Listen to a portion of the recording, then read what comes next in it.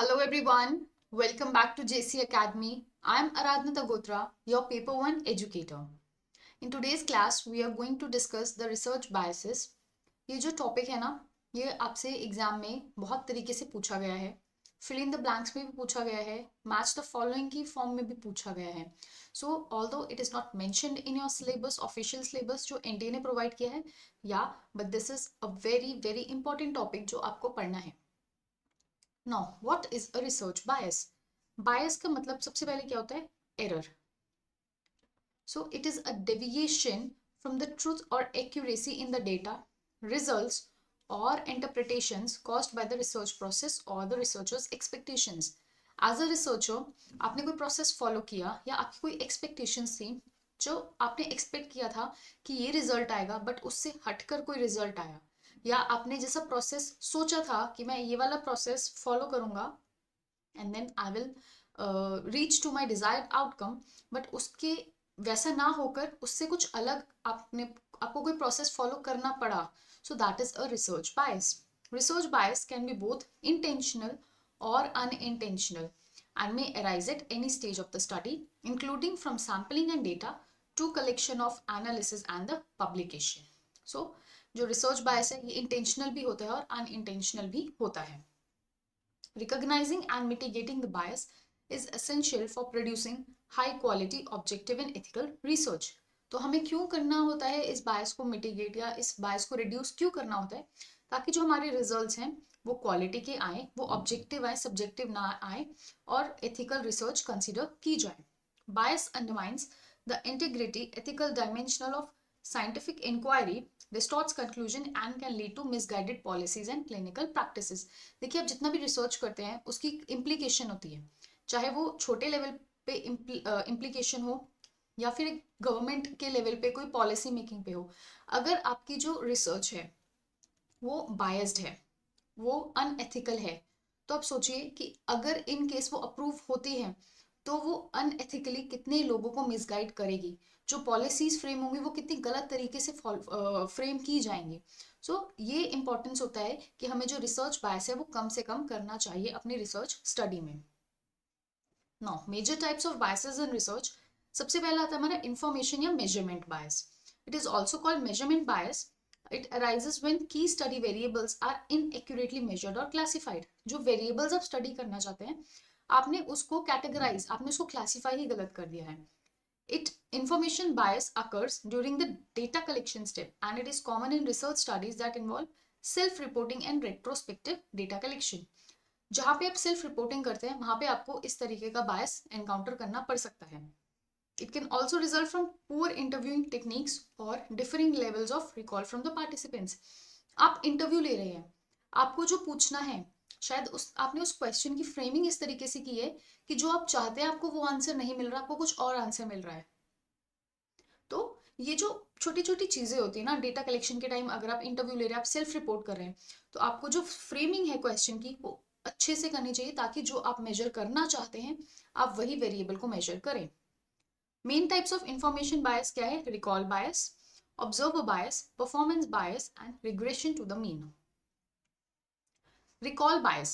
Recall bias क्या होता है? It occurs when the respondents are asked to recall the events in the past and it is common in studies that involve self reporting. मैं आपको बोलती हूँ कि childhood में आप किसी XYZ ट्रॉमा के साथ आप गुजरे हैं, तो वो सब नहीं गुजरे होंगे, वो कुछ सिलेक्टिव बच्चे होंगे या कुछ सिलेक्टिव टीनेजर्स होंगे, कुछ सिलेक्टिव अडल्ट होंगे, those have faced that kind of situation in their childhood.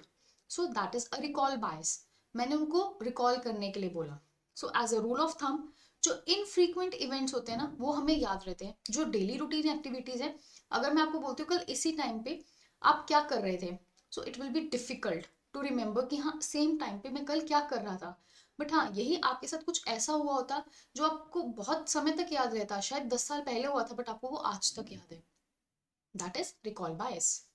Observer bias. It is the tendency of the research participants to see what they expect or want to see. मैं अपने result से क्या चाहती हूँ, मैं उस हिसाब से अपने पार्टिसिपेंट्स के साथ बात करती हूँ, rather than what is actually occurring. जो होना चाहिए था मैं वैसे नहीं बात कर रही हूँ, या मैं वैसे उनसे क्वेश्चंस नहीं पूछ रही हूँ अपने पार्टिसिपेंट से, मैं जो चाहती हूँ रिजल्ट, मैं उसके हिसाब से क्वेश्चन फ्रेम करके उनसे वो पूछ रही हूँ। Observer bias leads to over और under estimation of the true values. जो ट्रू वैल्यूज हैं या तो वो ओवर एस्टिमेट हो जाएंगी या वो अंडर एस्टिमेट हो जाएंगी। Performance bias is unequal care between the study groups. Performance bias occurs mainly in the medical research experiments if participants have knowledge of the planned intervention, therapy or drug trial before it begins.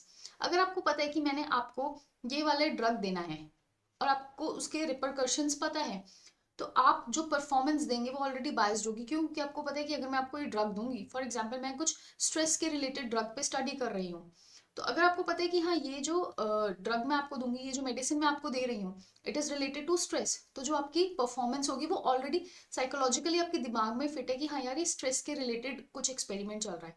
तो जो आपकी observation होगी या जो आपका outcome निकलेगा, आपको already वो प्री डिटर्मिंड है। सो it is a performance bias. Regression to the mean. It is a statistical phenomena that refers to the fact that a variable that shows an extreme value on its first measurement will be closer to the center of its distribution on a second measurement. आपने measurement किया, जो first measurement किया, तो जो variable था, जैसे for example ये x axis है, कोई ये 0 पॉइंट है, this is the origin, this is negative values, ये नेगेटिव है और ये पॉजिटिव है। आपकी वैल्यूज यहाँ पे लाई करनी चाहिए थी, लेकिन जब आपने एक्सपेरिमेंट किया, आपकी वैल्यू फॉर एग्जांपल यहाँ एक्सट्रीम पे, यहाँ पे, यहाँ पे कहीं पे भी थी, इधर ऑन द पॉजिटिव साइड और on the negative side first measurement में। लेकिन आपने कुछ उस तरीके से मैनिपुलेशन किया कि जब आपने सेकेंड टाइम मेजर किया तो ये वेरिएबल इस रेंज में आ गया। So that is regression to the mean. उसके बाद आता है हमारा confirmation bias. Confirmation bias takes place when a researcher is trying to confirm or verify his or her preset hypothesis. मैं आपको बोलती हूँ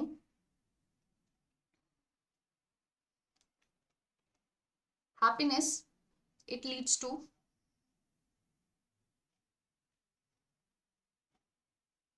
stress free health, something like that, ठीक है? happiness leads to stress free health। मुझे इसको prove करना है, तो मैं क्या करूंगी कि ये मेरा प्रीसेट हाइपोथेसिस है कि मुझे इसको प्रूव करना है, तो मैं उस हिसाब से जो इंफॉर्मेशन है ना वो कलेक्ट करूंगी जो मेरी इस हाइपोथेसिस को फेवर करेगा, मैं वैसा ही डेटा कलेक्ट करूंगी। Confirmation bias occurs when a researcher favors the information or interpretations that support their existing beliefs or hypothesis. जो इसके अगेंस्ट आएगा मैं उसको निग्लेक्ट कर दूंगी, उसको मैं रिजेक्ट कर दूंगी उस डेटा वैल्यू को, बट जो इसकी फेवर में आएगा मैं उस डेटा वैल्यू को, उस इंफॉर्मेशन को, उस फैक्ट को मैं एक्सेप्ट कर लूंगी। सो this is confirmation bias. Selection bias. Selection bias occurs when the study sample is not representative of the target population, leading to the skewed result. जो मैंने सैंपल लिया है, it is not actually representing the population I am studying, तब क्या होगा, मेरा जो results हैं वो स्क्यूड आएंगे। इधर it can be positively skewed और can be negatively skewed. Skewness का मतलब क्या होता है? असिमेट्री। तो जो मेरा रिजल्ट आएगा, जो मेरा ग्राफ बनेगा, it will be asymmetric curve. It is a bias that takes place when the data is selected personally. सबसे पहला आता है सैम्पलिंग बायस। इसके सब टाइप्स हैं। Sampling bias occurs when some members of the population are systematically more likely to be selected than others. आपने जो numbering है या जो आपका मेथड है सिलेक्शन का, वो उस हिसाब से कि वही लोग पॉपुलेशन से बार बार सिलेक्ट हो रहे हैं rather than others. That will be a sampling bias. Self-selection bias when an individual choose to participate, leading to over-representation of those with strong opinions or specific traits. मैंने जिन लोगों का ओपिनियन, मेरा जैसे हमने किसी टॉपिक के ऊपर रिसर्च करनी है, तो जिन लोगों का एक्चुअली में उस टॉपिक से लेना देना था, मैंने उनको ना लेकर मैंने अपने फ्रेंड्स को ले लिया, मैंने खुद को इंक्लूड कर लिया, मैंने अपने लिए रिपोर्ट खुद प्रिपेयर कर ली। That is self selection bias. Exclusion bias when certain groups are systematically excluded from the sample, it will be an exclusion bias. Next comes the publication bias. It arises when the likelihood of a study being published depends on the nature or direction of its result. हम usually बोलते हैं कि जो हमारे positive results आते हैं या जो रिजल्ट्स फेवरेबल होते हैं एक फिनोमेना को, वो पब्लिश होते हैं। तो अगर हम टेस्टिंग कर रहे हैं हाइपोथेसिस की और हमारा रिजल्ट नेगेटिव भी आ रहा है ना, हमें पता है ये पब्लिश नहीं होगा, तो हम क्या करेंगे, हम फॉल्सिफिकेशन करेंगे, हम फेब्रिकेशन करेंगे, हम मैनिपुलेशन करेंगे डेटा का, ताकि ये जो नेगेटिव रिजल्ट है it converts to positive result. Typically, positive or statistically significant findings are more likely to be published than the negative or null results. Publication bias skews the scientific understanding by underreporting the risk or failure. आप किसी phenomena का, आप किसी fact का positive side दिखा रहे हैं, उसका नेगेटिव साइड नहीं दिखा रहे हैं, it will be a publication bias. क्यों? क्योंकि आपको पता है कि वो जो नेगेटिव साइड है वो रिजेक्ट होने के चांसेस ज्यादा है, लेकिन जो पॉजिटिव साइड है वो पब्लिक उसके पब्लिश होने के चांसेस ज्यादा है. It distorts meta-analysis and systematic reviews. It contributes to the file drawer problem, मतलब unpublished studies with negative results. आप जितनी भी रिसर्च पेपर्स पढ़ेंगे ना, आपको मैक्सिमम पॉजिटिव वाले दिखेंगे, नेगेटिव वाले बहुत कम दिखते हैं. तो यही रीजन होता है पब्लिकेशन बायस. फिर आता है हमारा reporting bias. It refers to the selective disclosure और suppression of the research findings by author. मैंने सिलेक्टिवली सप्रेस कर दी अपनी फाइंडिंग्स को. Misleads the readers and stakeholders about the real implications of the study. मैं किसी गवर्नमेंट की policy पे अगर रिसर्च कर रही हूँ तो उसके जो फ्लॉज होंगे उस पॉलिसी के, या जो एरर्स होंगे ना, उनको मैंने क्या कर दिया, सिलेक्टिवली अपने हिसाब से अपनी मर्जी से मैंने उनको छुपा दिया. तो जो एज अ रीडर आप लोग पढ़ेंगे तो आप सोचेंगे यार ये वाली जो गवर्नमेंट की पॉलिसी बहुत अच्छा काम कर रही है, बट इन रियलिटी वो ऑपोजिट है. सो दिस इज रिपोर्टिंग बायस. मैं सिर्फ अच्छी चीजें ही रिपोर्ट कर रही हूँ, अच्छी चीजें ही पब्लिश कर रही हूँ. उसके बाद आता है हमारा attrition bias, loss to follow up. It occurs when participants drop out of a study over time in a way that is not random, potentially affecting the outcome. This is especially problematic in longitudinal studies or trials.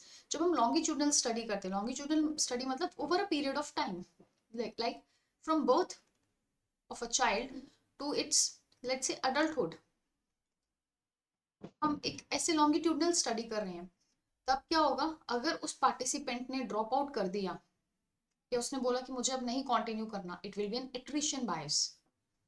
Design bias, it refers to the systematic flaws in the structure of a research study that favors certain outcomes or hinder the unbiased analysis. This is design bias. जब हम research, जो हमारा research plan है, research design है, जब हम उसको conduct करते हैं, उसमें जो हमें एरर्स मिलते हैं, उसमें जो हमें फ्लॉज दिखते हैं, it is a design bias.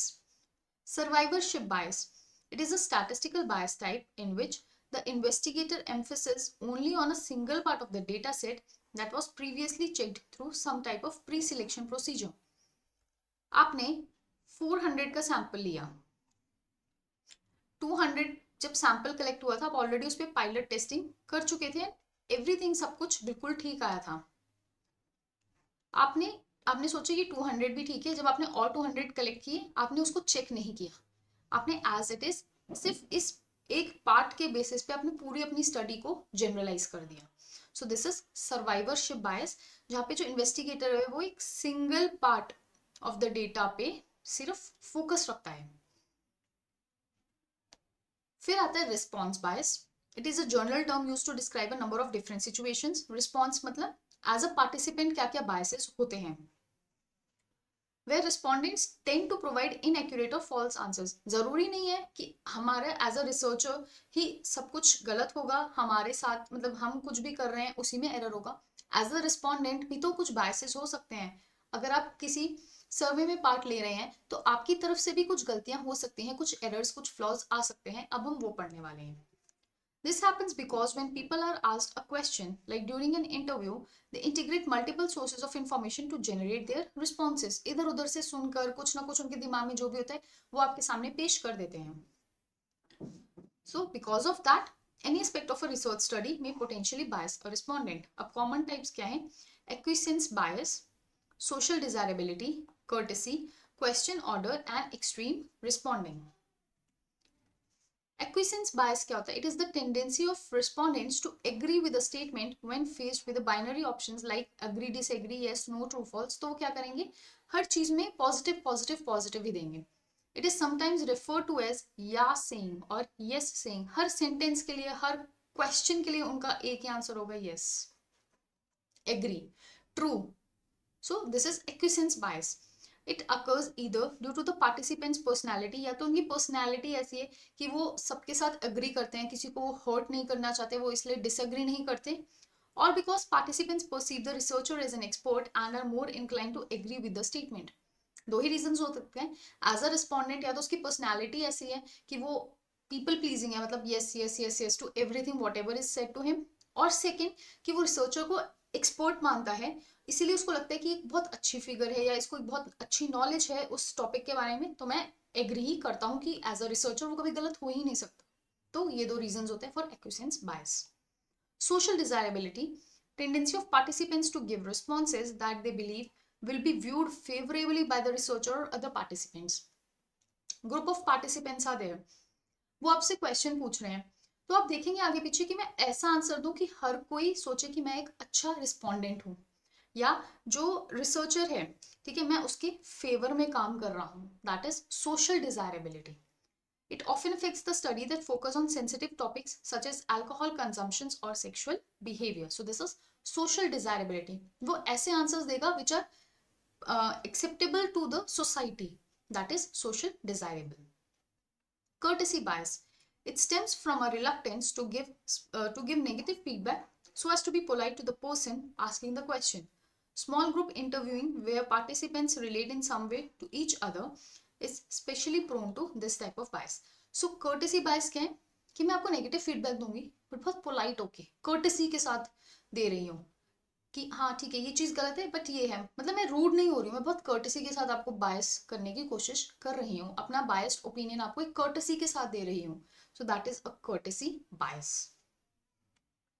Question order bias, it occurs when the order in which interview questions are asked influences the way the respondent interprets and evaluates.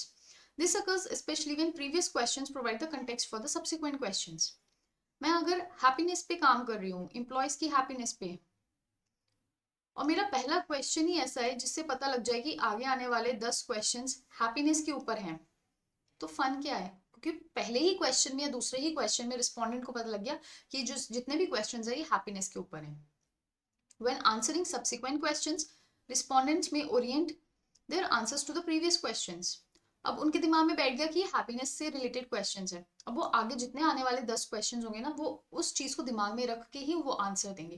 That is question order bias. Extreme responding, the tendency of a respondent to answer in the extreme, choosing the lowest or highest response available. Likert scale है 1 to 5. This is strongly disagree and this is strongly agree. या तो वो 1 choose करेगा या तो वो 5 choose करेगा। Extreme respond कर रहा है, बीच में कुछ आ ही नहीं रहा, ना वो एग्री कर रहा है, ना वो डिसएग्री कर रहा है, ना वो न्यूट्रल है। He is or she is either strongly agree or strongly disagree. So this is extreme responding bias. अब यहाँ तक तो हमने सारे बायसेस पढ़ लिए कि as a researcher as a respondent कौन कौन से बायसेस होते हैं।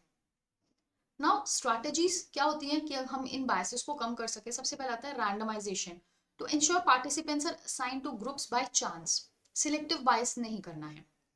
ब्लाइंडिंग, मास्किंग कर देनी है, participants don't know their group. Double blind, ना पार्टिसिपेंट्स ना रिसर्चर्स को पता है कि उसके सैंपल कौन है, और ना सैंपल को पता है कि रिसर्चर कौन है, that is double blind. Standardised protocols, हमें वैलिडेटेड टूल्स और जो भी हमें प्रोसीजर्स है डेटा कलेक्शन और एनालिसिस के, हमें वो जो एस्टैब्लिश्ड स्टैंडर्ड प्रोटोकॉल्स है हमें उन्हें फॉलो करना चाहिए।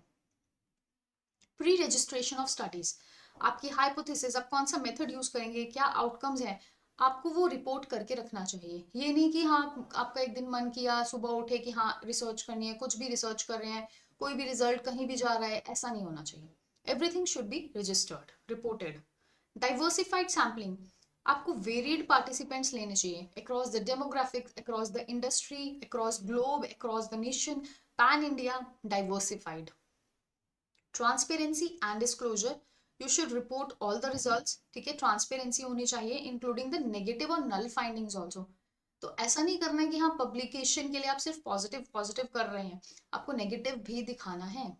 Disclose the conflicts of interest and funding resources, अगर आपको कोई फंड कर रहा है आपको वो भी दिखाना है, कोई कन्फ्लिक्ट ऑफ इंटरेस्ट है आपको वो भी सब कुछ प्रेजेंट करना होता है। Peer review and replication, independent review and replication reduces the risk of unnoticed bias. So that is all for today's class. I have tried to keep it short, simple and crisp. आप इनके one liner notes ज़रूर बना लीजिएगा, और अगर आपको कोई question होगा, कुछ डाउट होगा, तो आप प्लीज़ कमेंट में पूछ लीजिएगा. And these are the social media handles of JC academy. This is a Telegram group of paper one. If you have not joined it, तो आप इस लिंक के थ्रू ज्वाइन कर सकते हैं हमारे टेलीग्राम ग्रुप को. And that is all for today's class. Thank you so very much. I hope आपको ये जो टॉपिक है रिसर्च बायस का, ये समझ आया होगा. See you soon. Bye bye. Take care and happy learning.